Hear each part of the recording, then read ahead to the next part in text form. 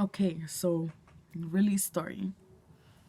So they wake me up at like 6 something in the morning and they're like, get your shit, you're going home. And I was so fucking shocked because I went in Friday. I was like, as long as I go in, I go back home by Monday. I just want to go back home by Monday. I will spend all weekend in jail. I don't care. As long as I'm home Monday. If not, fuck it. I've lost all hope. Whatever happens, happens. Well, when they told me I was going home, I was like, yes. Yes. You don't even know what it's like. Like, if you've been to jail, you know what it's like. If you've never been to jail, you do not know what it's like for them to tell you, get your shit, you're going home. When they told me, get your stuff, you're going home, my bunkmate heard. And she's like, you know what? As weird as she was a sweet woman. She's like, I wish you the best of luck. And I told her, I'm like, Nicole, thank you for being so nice to me. I wish you the best. Because when I had got there, she told me right before you got here, I was praying to God and I was crying to him because I didn't know how the fuck she had been there a whole year. I was in there a few minutes and I felt like I was going crazy. I felt like I was gonna freak the fuck out. So I did not know how she was there for a whole fucking year. She's like, yeah, before you came in, I was crying. And I feel like I gave her a few moments of like laughter and like freshness. I don't know, but yeah. We told each other goodbye. I told her thank you for everything you did. I got whatever I needed to take and I got the fuck out. I was kind of sad because I had to leave in the novel that I was reading. I didn't get to finish it. But I started leaving and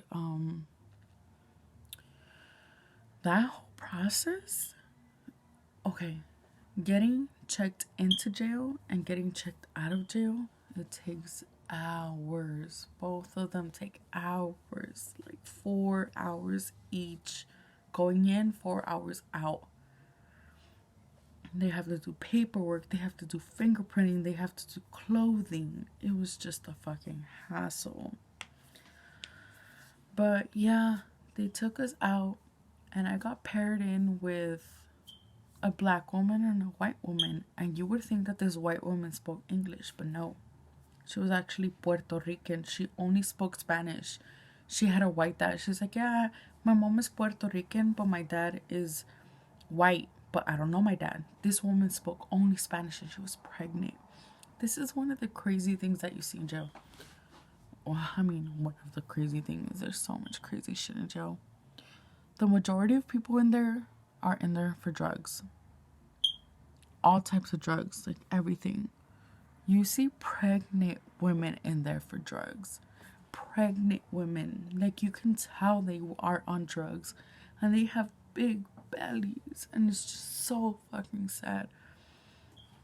Like the woman that I saw from Puerto Rico, she was huge. But she just had this vibe, like I do drugs vibe. And it's sad. It's fucking sad. There was this other girl, like, okay, when they release women, they usually release, like, when they release you, they release a bunch of people at once. Because it's a hassle to do one by one by one. It's easier to just do a whole ass fucking group. There was this woman in there who was 22. She was 4 years younger than me. And she had 2 kids. She's like, my youngest is 2 months old. 2 months. And she was already in jail. She goes, I don't have custody of them. I don't have custody of either of my kids. She didn't have custody of her 2-month-old baby. And she goes, yeah, I've been in jail 29 times. And she was 22 years old. I was flabbergasted. I was like, wow, wow. But I started talking to her. And she had been talking to this other woman. They had gotten arrested like at the same time in Baldwin Park. And so they started talking. They had gotten cool. And I started talking to them. And they're like, oh yeah, we're going to go eat at Denny's after. And then we're going to take the train. I had taken a Lyft to the detention center, and I didn't want to take a lift home because that shit was expensive. It was far. I'm like, I'd rather just take public trans. And they're like, yeah, we're gonna do the same, but we're gonna eat at Denny's before. And I'm like, you know what, I'll join you girls. So we start getting processed to leave, and it's a whole fucking process. They fingerprint you when they give you their clothes, your clothes. They put everybody in one small room, and everybody's changing right there. You see everybody's boobs. If you look, you see everybody fucking naked. Everybody's just changing. And the worst part of it is that you smell everything. There were women in there that hadn't showered in days.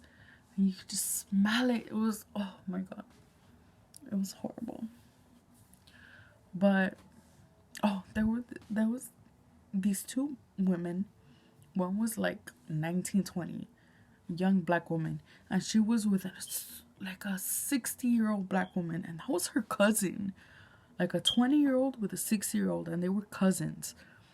The 20-year-old was crazy. Oh my God. She kept flashing her boobs. She kept going, look how small my boobs are. Look how small my titties are. Look how small my titties are. Oh my God, it was crazy. And then when everybody was changing, she's like, oh, if it smells, it's my pussy. My pussy smells. I was like, oh my God. Everybody was like, what the fuck? You know, covering their mouths, going like that. Oh my God. You see some crazy ass shit, and you hear some crazy ass shit in there. But yeah, we got released. There was this one particular woman. You can tell she was in her 50s. She was getting released because she had gotten bailed out by her parents. She was 40 or 50, and her parents bailed her out. And I felt so bad for them, because when I saw them, the woman was just all white hair. Like, when she saw her, she was so worried about her. And I had heard her, like, the woman's daughter, she was like, oh, if they try to lock me up or take me to rehab, I'm gonna jump out and escape. This was a 40-year-old woman, 40 to 50 years old, talking about she's gonna escape her 70-year-old parents. Like, what? She's lucky that she had parents that actually give a fuck about her to do that. Oh my God, it was just crazy. The shit that you heard in there, the shit that you saw in there, and the majority of it was drugs. It was drugs. So that's one thing I learned, like, it was drugs. Drugs?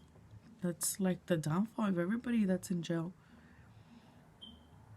So, yeah, we got released. Ended up going to Denny's. Actually had a pretty good dinner with the women, like the girls that I met. We talked, we ate, and then we went our separate ways. I went home. I was home a little over 24 hours later, like 25 hours later after I had left.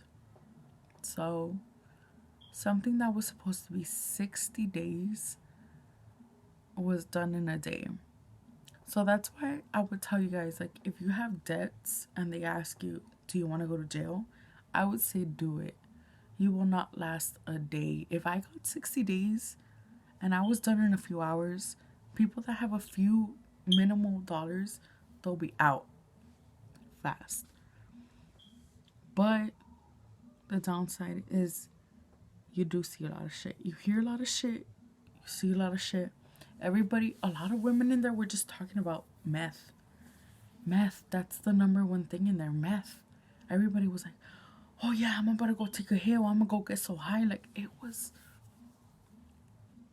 People talk about the coronavirus, but meth is a pandemic in itself. So, yeah, that's my story. I do not want to go back. I hope you guys never go. But that's my story. If you wanted to know, it's filthy. It's horrible. It smells. There's a lot of drug addicted people. But yeah, that's life in LA. If you commit a crime, you pay and you do the time. And I did it, and I'm home. So